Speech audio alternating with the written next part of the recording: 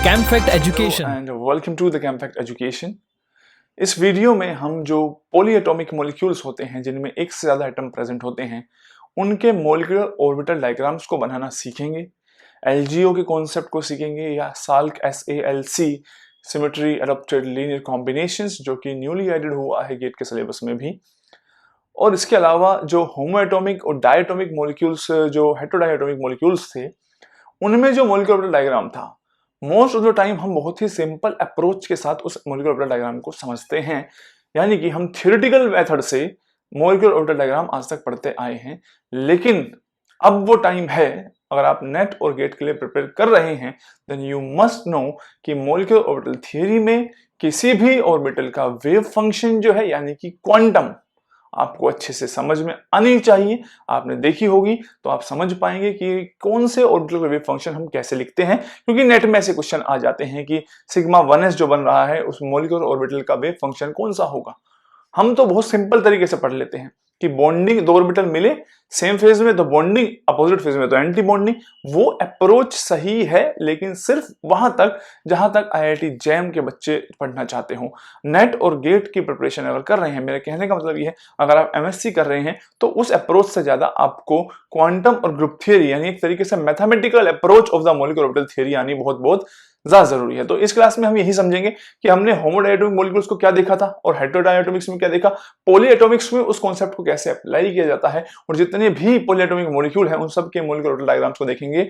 Simple से start करेंगे BeH2 से, देन H2O, देन BH3, उसके बाद कॉम्प्लेक्स करते चले जाएंगे H2O के बाद जैसे कि CO2 या BF3 या CH4 SF6, देन वहां से लिगेंड फील्ड थियरी यानी मेटल, और इधर लिगेंड या LGO क्या है, कैसे बनते हैं। अगर आप लोगों के दिमाग में भी बिल्कुल यही सवाल है सर हमें तो बस पता होता है यहाँ पे हम मिला देते हैं ना, हमें ये पता होता कौन A1 सिमेट्री का है कौन B1 सिमेट्री का है और ये चीजें क्या है, तो पूरा डिटेल समझने के लिए आप तैयार रहिए।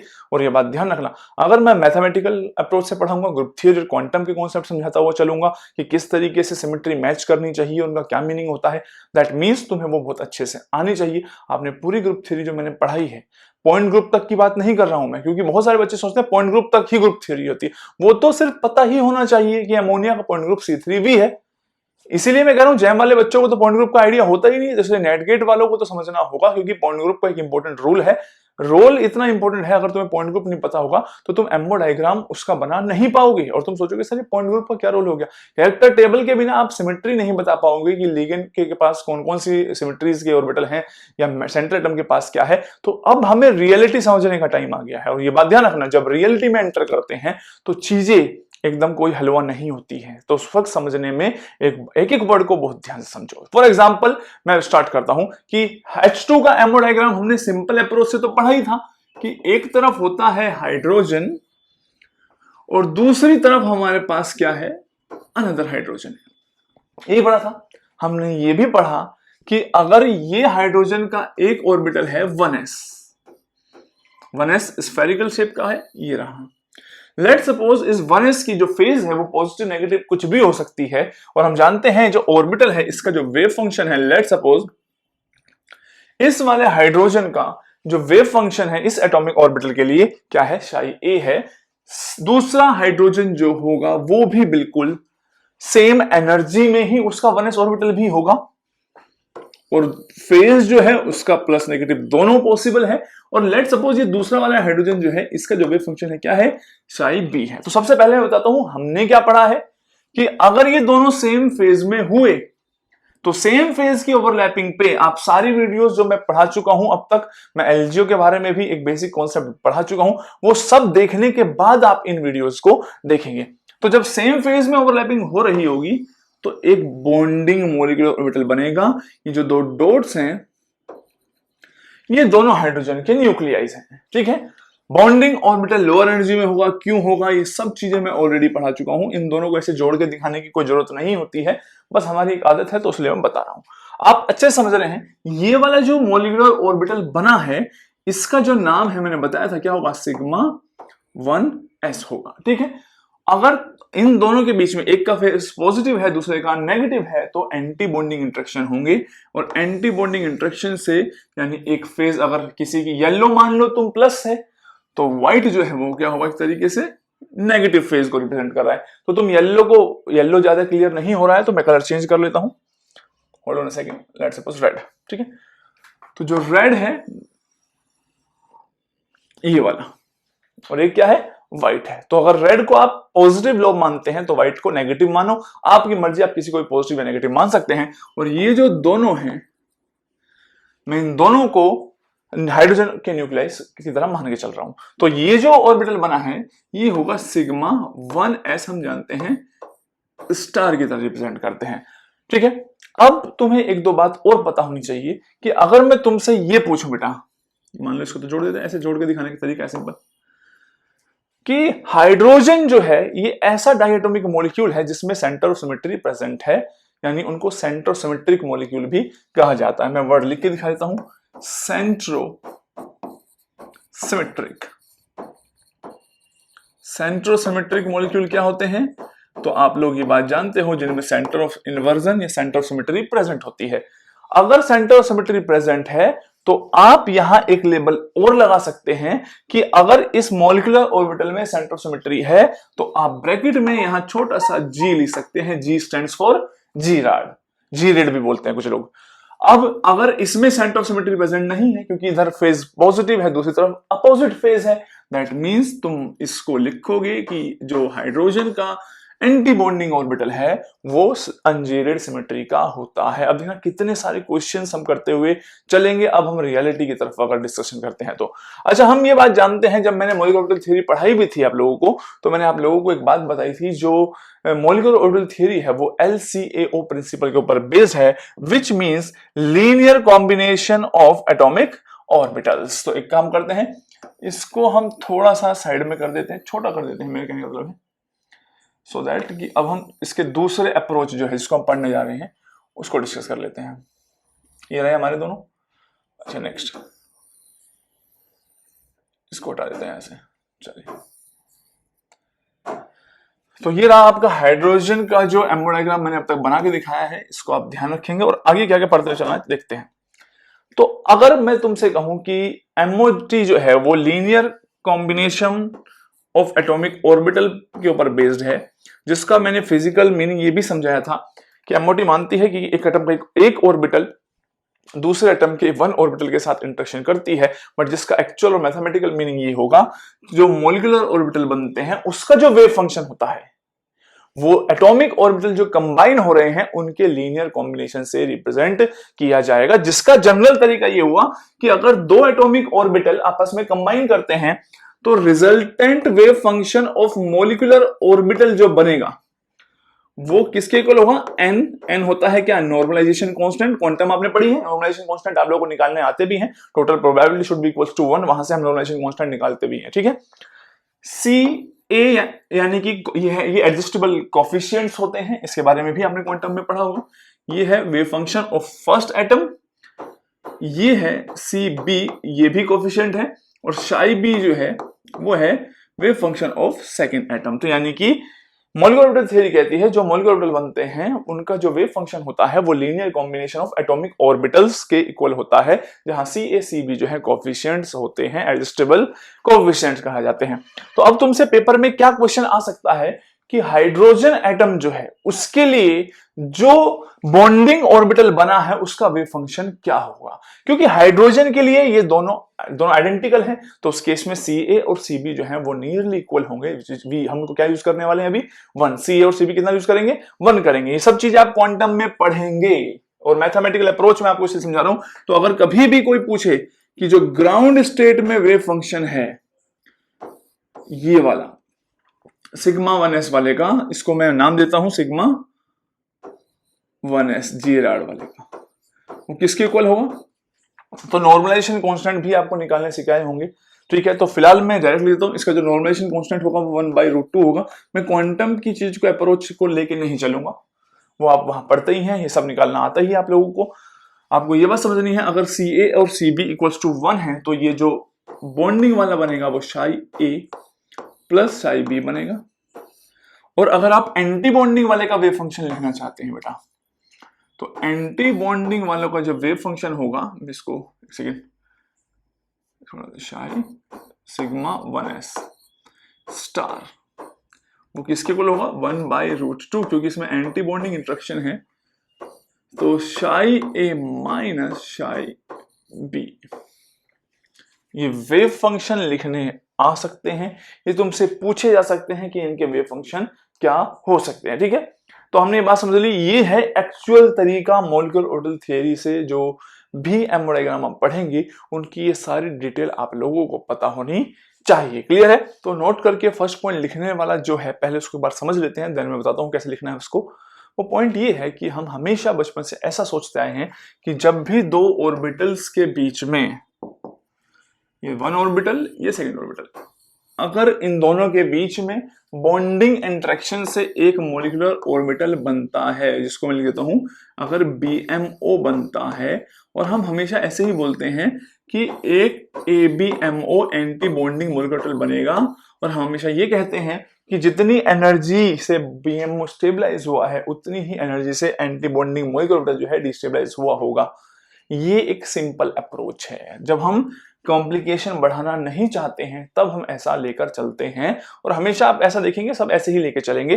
बट अगर इन क्वेश्चन ये बात आ जाए, क्या जितनी एनर्जी से बॉन्डिंग स्टेबलाइज हुए हैं उतनी ही एनर्जी से एंटी बॉन्डिंग डिस्टेबलाइज हो गए, तो स्टेटमेंट गलत हो जाएगी। अगर कंप्लीट सॉल्यूशन निकालते हैं हम उनका, कॉम्प्लेक्स मैथमेटिक्स के साथ सॉल्व करके देखा जाता है, तो जो एक्चुअल रिजल्ट है वो ये कहता है कि एंटी बॉन्डिंग वाले जो हैं वो स्लाइटली हायर एनर्जी में होंगे। किसके कंपैरिजन में? अगर ये x एनर्जी से स्टेबलाइज हुए हैं तो ये x प्लस समथिंग होंगे ही होंगे। तो लिख लेना sigma star slightly higher energy में होते हैं, थोड़े से ज्यादा एनर्जी में होंगे। किससे कंपैरिजन में?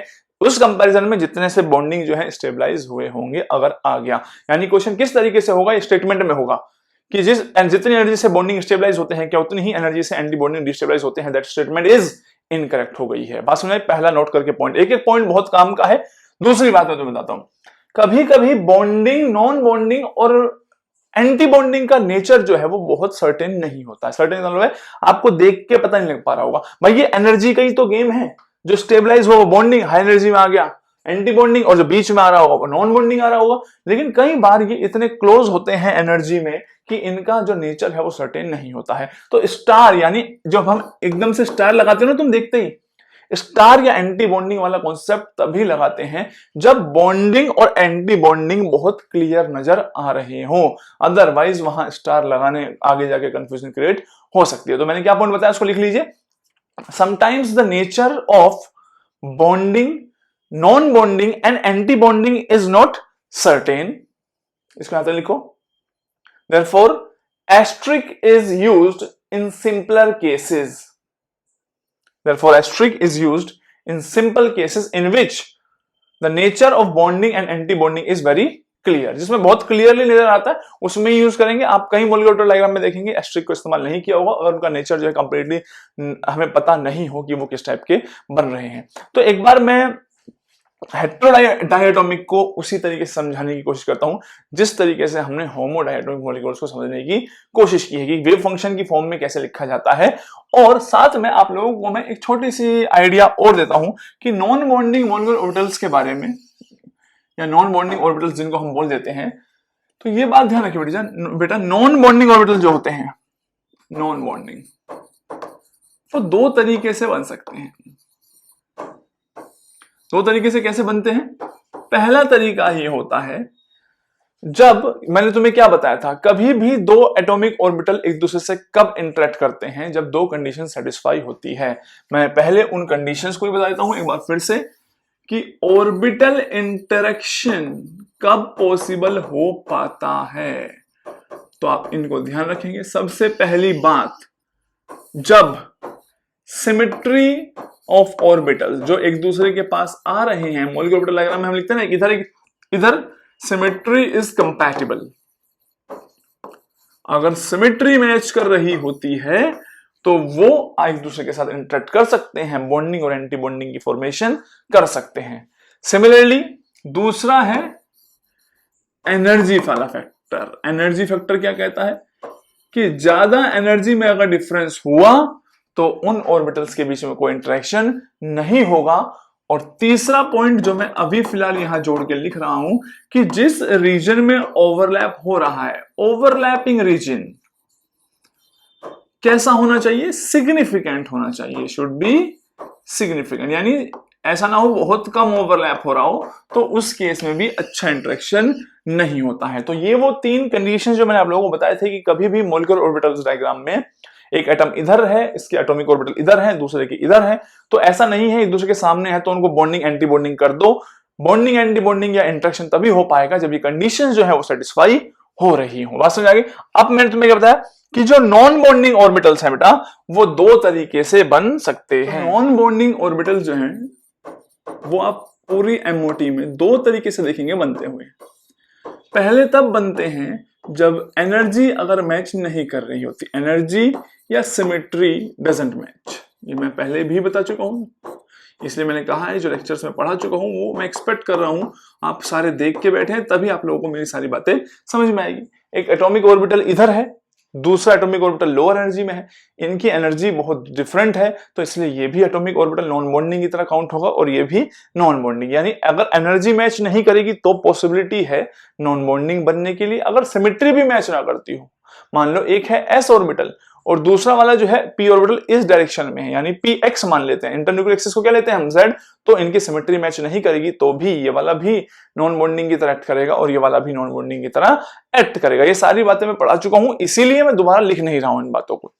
एक पॉसिबिलिटी और है, जब आप अभी इस साल की या एलजीओ के कॉन्सेप्ट वगैरह को पढ़ेंगे तो जब ऐसा पॉसिबल हो जाता है, मान लो इसके दो एटॉमिक ऑर्बिटल हैं इस साइड के सी एटम के और दूसरे एटम के एटॉमिक ऑर्बिटल है यहां इस तरफ, और ये एनर्जी में दोनों के साथ कंपैटिबल हो जाता है और सिमेट्री भी मैच कर रही होती है। इन दैट केस तीन ही मॉलिक्यूलर ऑर्बिटल बनेंगे बेटा, एक यहां बन जाता है मान लो इस तरीके से, एक यहां बन गया है इस तरीके से, और एक यहां अराउंड यहां इस तरीके से बन सकता है। ठीक है, इन सब के तो इस टाइप का जब इंटरेक्शन होता है तो आप ये देखते हैं, क्योंकि ये तो क्लियरली बॉन्डिंग मॉलिक्यूलर नजर आ रहा है लोअर एनर्जी में, ये क्लियरली एंटी बॉन्डिंग नजर आ रहा है और इसकी एनर्जी क्लोज टू दिस है, तो ये नॉन बॉन्डिंग भी कहा जा सकता है। तो देयर आर केसेस जब इंटरेक्शन से भी नॉन बॉन्डिंग ऑर्बिटल बन सकता है। जैसे मैंने कहा था कि ये जो नेचर होता है bonding anti bonding non bonding कभी कभी बहुत सर्टेन नहीं होता है, इसीलिए वहां एस्ट्रिक वेस्ट्रिक का इस्तेमाल नहीं कर पाएंगे जब हम कॉम्प्लेक्सेस में पढ़ेंगे, मॉलिक्यूलर ऑर्बिटल थ्योरी को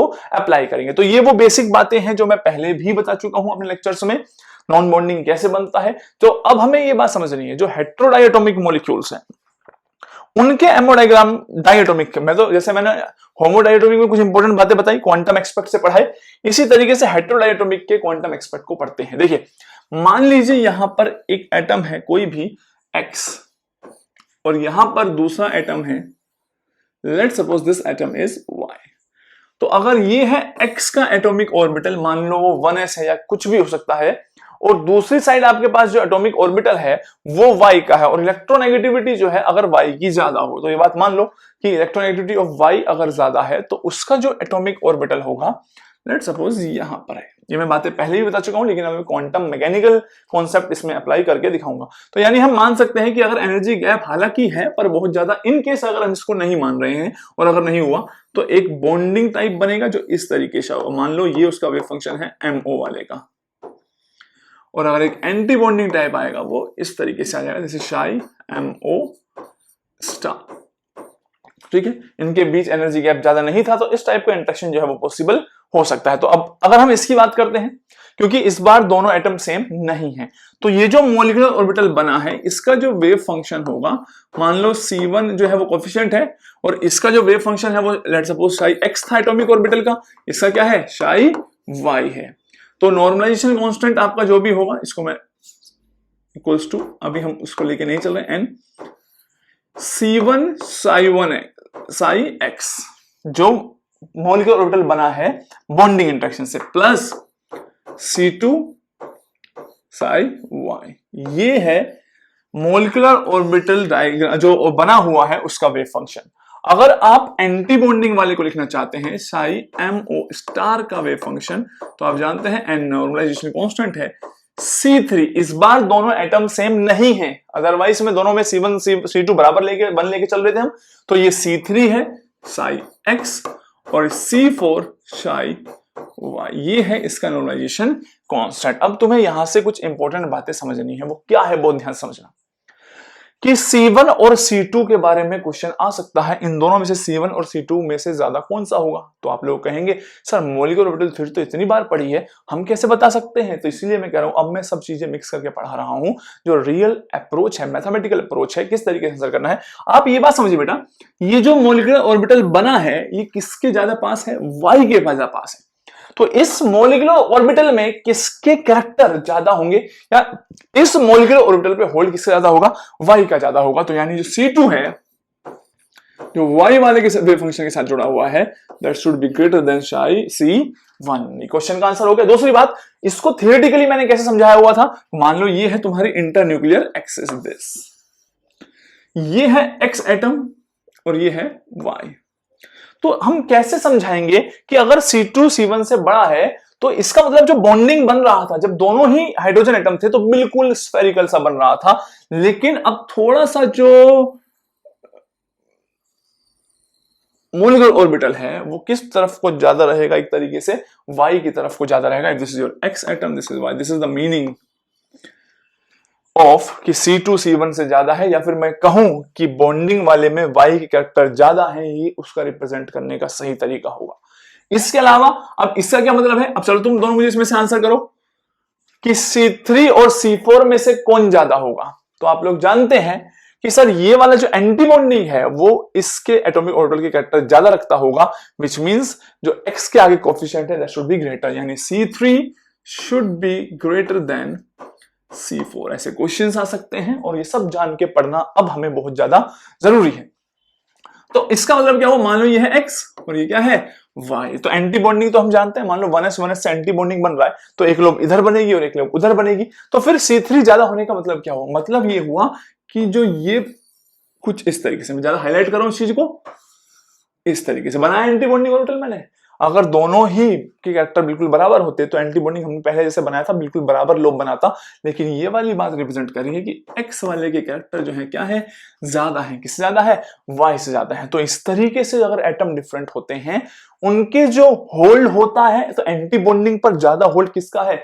X का है, और बॉन्डिंग वाले पे किसका है? Y का है। दैट मींस जब तुम मान लो इनके पास एक एक इलेक्ट्रॉन होता, एक यहां और एक यहां, और जब तुम इलेक्ट्रॉन भरते तो दोनों इलेक्ट्रॉन किसमें आते? बॉन्डिंग में। तो ये बात ये रिप्रेजेंट करती कि जो दो इलेक्ट्रॉन्स है X और Y के बीच में, वो किसकी तरफ ज्यादा है? Y की तरफ ज्यादा है, क्योंकि बॉन्डिंग वाले में किसका ज्यादा है? Y के। इसका मतलब X और Y के बीच में अगर एक बॉन्ड है तो electrons are more toward Y, और जिसकी तरफ ज्यादा इलेक्ट्रॉन होते हैं तो हम उसे VBT से क्या मानते हैं? उस पे मोर इलेक्ट्रोनेगेटिव नेगेटिव चार्ज, और दूसरे वाले पे पॉजिटिव चार्ज। और ऐसे केसेस में हम जानते हैं अगर सिग्मा है तो सिग्मा बॉन्ड बना हुआ है तो सिग्मा स्टार भी हो गया ऑब्वियसली। तो जब कोई अटैक करने आता है न्यूक्लियोफाइल तो वो इलेक्ट्रॉन डोनेट करेगा, किसमें करेगा? एंटी बॉन्डिंग में। और एंटी बॉन्डिंग पे होल्ड किसका? X का है। यही वाली लोग बड़ी साफ साफ समझ आ रही। तो न्यूक्लियोफाइल कहां अटैक करेगा? यहां। तो यानी कि this is how molecular orbital theory जो है पोलर नेचर ऑफ कंपाउंड को एक्सप्लेन करती है। तो हमें एक एक पॉइंट जो है बहुत ध्यान से समझ के पढ़ने की जरूरत है। तो होमो एटॉमिक हमने देख लिया है कि किस तरीके से वेव फंक्शन लिखे जा सकते हैं। हेटेरोडायटोमिक का भी एक हमने थोड़ा सा एग्जांपल ले लिया है। अब कुछ और इंपॉर्टेंट बातें मैं तुम्हें बताता हूं, जैसे वहां मैंने नोट करके कुछ बातें बताई थी, अब इसके बारे में ध्यान से सुनो। तो अब इंटरेस्टिंग दो बातें जो है हम नोट करके लिखेंगे। सबसे पहली बात, अगर आज के बाद मैंने कभी भी कह दिया है ये जो मॉलिक्यूलर ऑर्बिटल है वो सिग्मा सिमेट्रिक, यानी सिग्मा सिमेट्रिक है, तो आप लोग समझेंगे कि वो जो मॉलिक्यूलर ऑर्बिटल है वो सिमेट्रिकल है with respect to internuclear axis, जो most of the time X axis होती है। यानी कि अगर कोई मॉलिक्यूलर ऑर्बिटल, मैंने तुमसे कहा कि ये सिग्मा, इसके नाम के आगे सिग्मा लगा रहे हैं, जनरली हम इसको सिंपल वर्ड में क्या बोलते हैं कि ये सिग्मा बॉन्ड बना रहे हैं। तो अगर कोई भी मॉलिक्यूलर ऑर्बिटल के नीचे हमने कभी भी सिग्मा लिख दिया है तो आप समझना जो दोनों के मान लो न्यूक्लियस है इस पे, इस एक्सिस पे, तो जो दोनों के न्यूक्लियस को जोड़ती है वो इंटरन्यूक्लियर एक्सिस है। जैसे कि अभी हमने पढ़ा कि ये बन गया था बॉन्डिंग मॉलिक्यूलर ऑर्बिटल, ठीक है। अगर सब सारा व्हाइट से बनाया है समझ लेना कि फेस सेम है, ठीक है। तो अब ये है इंटरन्यूक्लियर एक्सिस। इंटरन्यूक्लियर एक्सिस के रेस्पेक्ट में सिमेट्रिक होने का मतलब क्या है? अगर आप इस एक्सिस के अलोंग रोटेशन भी करेंगे तो इसके फेज में कोई चेंज नहीं होने वाला है, क्योंकि ये टोटली क्या है? कंप्लीट, या तो पूरा पॉजिटिव होगा या पूरा क्या होगा? नेगेटिव होगा। अब ये बात ध्यान रखना कि एस्ट्रिक अगर लगा दिया तो क्या मीनिंग हुआ। अगर कभी भी स्टार आ गया है तो समझ लेना कि उसमें एक नोडल प्लेन है दो न्यूक्लियस के बीच में। एस्ट्रिक क्या रिप्रेजेंट करता है, मैं इसको प्रॉब्लम दूं, there is a nodal plane between nuclei. Nucleus के बीच में एक नोडल प्लेन है और जो नोडल प्लेन है वो परपेंडिकुलर है to internuclear axis. Internuclear axis ये मीनिंग होते हैं जो मॉलिक्यूलर ऑर्बिटल के नाम लिखे हैं। बिल्कुल करेक्ट तरीके से समझा रहा हूं, अदरवाइज मैंने सिंपल तरीके से भी एमओटी पढ़ाई है, आपने ऐप में पढ़ा होगा, तो वो भी एक तरीका है जो पता होना चाहिए, प्लस डिटेल भी पता होना चाहिए। अगर मैं आज के बाद कह दूं ये मॉलिक्यूलर ऑर्बिटल सिग्मा सिमेट्रिक है तो आप लोग कहेंगे सर अगर इंटरन्यूक्लियर एक्सिस को रोटेट करेंगे तो उसकी सिमेट्री पे कोई इफेक्ट नहीं पड़ेगा, उसके फेज आपस में चेंज नहीं होंगे। और अगर मैं कहूं उसमें स्टार लगा रखा है जिस मॉलिक्यूलर ऑर्बिटल को लिख के, यानी कि सर दो न्यूक्लियस के बीच में, जैसे कि आप जानते हैं सिग्मा स्टार का मतलब क्या है कि मैंने बना के दिखाया था कि ये एक इधर और एक इधर, ये बना था एंटी बॉन्डिंग वाला 1s से, तो एक नोडल प्लेन है और स्टार लगने वाला जो नोडल प्लेन है वो perpendicular to the internuclear axis होता है। बात समझ आ रही है बात। अब हम एक और बात करते हैं कि अगर सर मैं किसी को पाई लिखता हूं किसी मॉलिक्यूलर ऑर्बिटल के नीचे, पाई सिमेट्रिक का मतलब क्या है, पाई सिमेट्रिक मॉलिक्यूलर ऑर्बिटल वो होते हैं जो इंटर न्यूक्लियर एक्सिस के रेस्पेक्ट में, इंटर न्यूक्लियर एक्सिस के रेस्पेक्ट में क्या होते हैं, अनसिमेट्रिकल होते हैं, या एसिमेट्रिकल कुछ भी लिख सकते हैं। अनसिमेट्रिकल यानी कहने का मतलब तो यही हुआ कि अगर आप उस एक्सिस को रोटेट करेंगे उस रोटेट एक्सिस के अलोंग तो उनके फेज जो है वो चेंज हो जाएंगे। यानी कि अगर मैं पाई बॉन्ड की बात करूं जो पी ऑर्बिटल से बनते थे, याद करो इस तरीके से दो ऑर्बिटल बनते थे, अगर पाई की बात करते थे तो उसको हम ऐसे रिप्रेजेंट कर रहे हैं। अब व्हाइट को तुम प्लस मानो या रेड को प्लस मानो उससे कोई फर्क नहीं पड़ता, दोनों के अलग फेज है। ये है इंटर न्यूक्लियर एक्सिस जिसपे दोनों के न्यूक्लियस है। तो अगर इस एक्सिस के अलग रोटेशन करेंगे तो फेज क्या हो जाएंगे, चेंज हो जाएंगे। तो जिनके भी फेज चेंज हो जाते हैं हम कह सकते हैं वो क्या है, पाई सिमेट्रिक मॉलिक्यूलर ऑर्बिटल है। और स्टार आने का मतलब क्या होगा, स्टार आने का मतलब वही हो जाएगा कि अगर इससे एंटी बॉन्डिंग बनता है तो हम जानते हैं किस तरीके से बनता था, इस तरीके से, मान लो प्लस फेज है इधर यहां पे इस तरीके से, और इसका मतलब इसमें भी क्या है, एक नोडल प्लेन है। नोडल प्लेन परपेंडिकुलर है किसके, इंटरन्यूक्लियर एक्सिस के। और हम जानते हैं अगर हम कभी भी हम इनके जो एक दूसरी बात, ये तो हो गई पहली बात कि से अगर मैं कभी कहूं सिग्मा सिमेट्रिक मॉलिक्यूलर ऑर्बिटल है या पाई सिमेट्रिक है, उससे आप क्या समझेंगे कि इंटरन्यूक्लियर एक्सिस के अराउंड रोटेशन करने पर फेज चेंज होंगे या नहीं होंगे, ठीक है। और दूसरी बात, जब कोई भी मॉलिक्यूलर ऑर्बिटल बनता है, जब तुम उसका वेव फंक्शन लिखते हो जैसे C1 Ψ1 प्लस C2 Ψ2 जो कि लीनियर कॉम्बिनेशन से रिप्रेजेंट करते हैं, तो याद रखना C1 और C2 जो है ये दोनों क्या है, कोफिशिएंट्स हैं। और बात ये होगी सर ये कोफिशिएंट जो है इनकी क्या वैल्यू हमेशा बराबर में होगी, आंसर है नहीं। अगर आइडेंटिकल होते हैं तो ये नियरली इक्वल होते हैं, जिनको सिंपल अप्रोच में हम सेम लेके चलते हैं। अदरवाइज इनकी डिफरेंट वैल्यूज भी हो सकती है, डिफरेंट वैल्यू पॉसिबल है, पॉसिबल।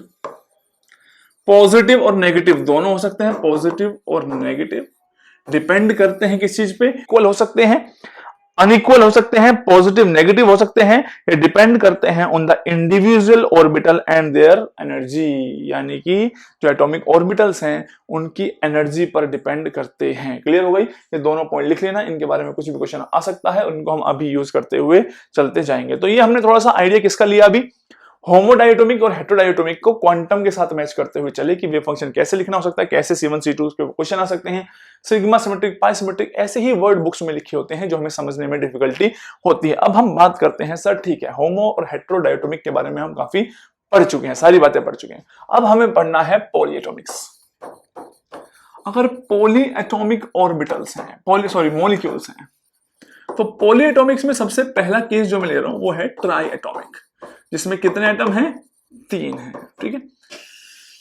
3 एटम के वाले केस में 2 पॉसिबिलिटीज हो सकती हैं, या तो मॉलिक्यूल जो होगा वो कैसा होगा, लीनियर, यानी कि मान लो मैं XH2 टाइप मॉलिक्यूल ले रहा हूं, अभी मैं ऐसा ले रहा हूं जिसमें दोनों साइड एटम क्या है, सेम है, तो XH2 में ऐसा भी हो सकता है मॉलिक्यूल जो है वो बिल्कुल लीनियर हो, एग्जांपल BeH2।